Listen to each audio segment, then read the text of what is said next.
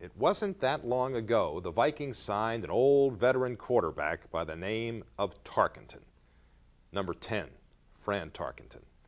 He played in more games than any quarterback in history, and when he retired in 1978, he had broken every meaningful passing record. But his passing wasn't the only quality that made him special. He was the man who seeded the word scramble into the vocabulary of pro football. He once said, "I never thought a quarterback should be a statue." Well, ironically, he has become one.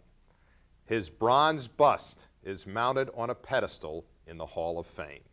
Now, sit back and enjoy the story of one of the Vikings' all-time greats, Fran Tarkenton.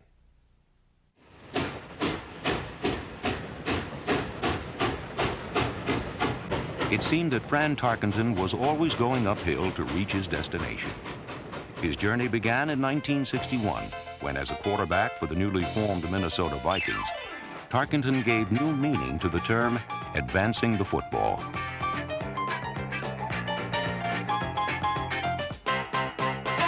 In an era when football purists believed solely in the drop-back, stand-up quarterback, Tarkenton and his scrambling became an object of scorn and ridicule.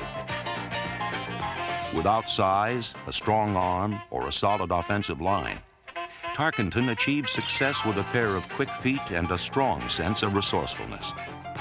My high school coach instilled in me the fundamentals of playing, but also to never give up on a play. If I went back in the pocket to throw a pass and the protection broke down, he encouraged me to make something happen. I was always distressed when I saw quarterbacks, when their protection broke down, just to give up and fold themselves in the pocket and accept a 7 or 8 yard loss and go to the next play. And if you didn't get protection, they would lose. And I just made up my mind when I got up to pro football that I was not going to give up on a play ever. That if the pocket broke down, if the protection broke down, I was going to run, scramble, do whatever I had to do to make something out of the play. Since Tarkenton was one captain who had no intentions of going down with the ship, every Viking pass play ultimately turned into a lifeboat drill.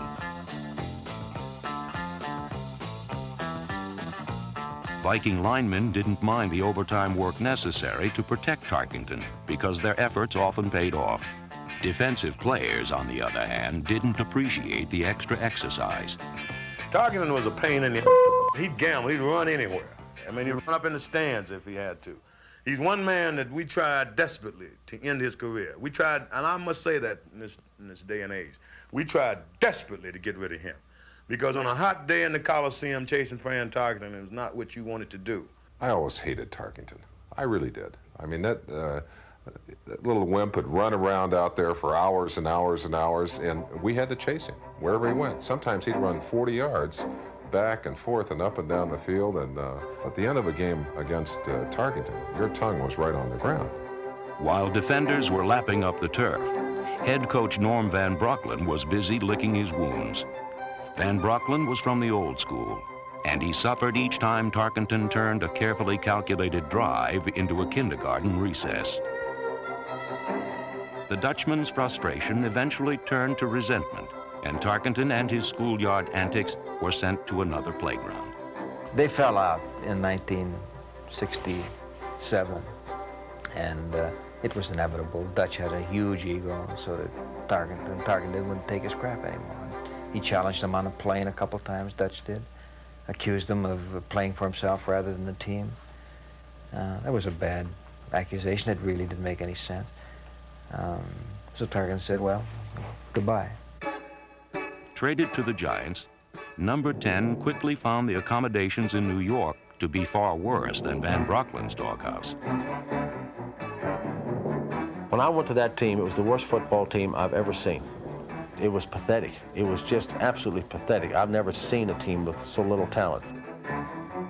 Despite the lack of talent, Tarkenton helped the Giants become winners by doing what he did best.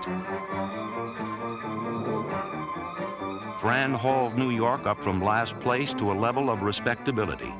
However, after 5 seasons, Tarkenton's towing services were sent back to the Vikings.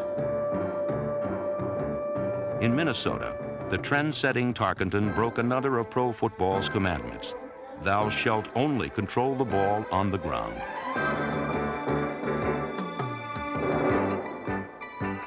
The sinning signal caller became the first quarterback to use the short pass the way other teams used the run. I was a strategist. I knew where to throw the football. I wasn't blessed with all the physical skills in the world, but those things, understanding the game, knowing defenses, knowing offenses, being able to call plays, being able to read defenses, I felt that I could do that as well as anybody. I took great pride in that. People always talked about his weak arm, but Fran Tarkenton was the master quarterback of all because he got you to do the things that he wanted you to do. He never played against his weaknesses. He always played against yours. If he couldn't throw the long ball, he'd throw the short ball to death until you got all the way up close and tried to stop the short ball, and then he'd throw the medium long ball, which in the end would get you nonetheless. Tarkenton perfected a personal style of play that helped Minnesota become one of the game's most dominant teams.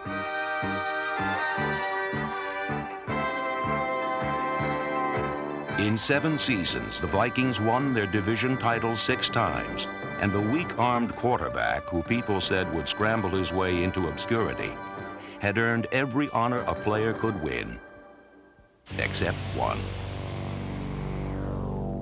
3 times, Tarkenton took his team to the Super Bowl, and 3 times they came away losers.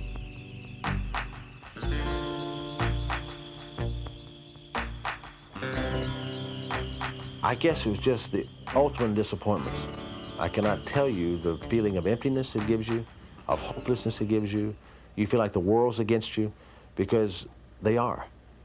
You see, they don't remember or look kindly at the second-place team in the Super Bowl. They look more kindly at people that never even made the Super Bowl than the ones who did and didn't win.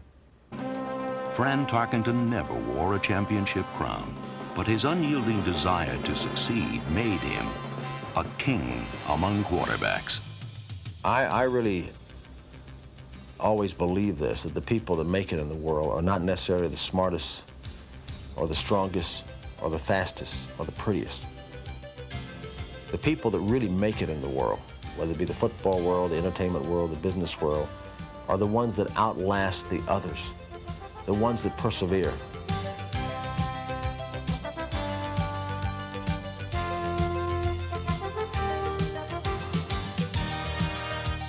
Yeah, they get knocked down, they get bloodied, they get disappointed, they get discouraged, but somehow they got the strength of character, the sense of presence to get back up and go again. His career was a constant uphill struggle, but when he retired, he stood alone on the summit. Fran Tarkenton completed more passes for more yards and more touchdowns than any quarterback in history. Fran Tarkenton was the best quarterback that's ever played professional football because you never achieve greatness without durability. Fran Tarkenton had, in addition to all the physical abilities, all the records he had durability. He played every week.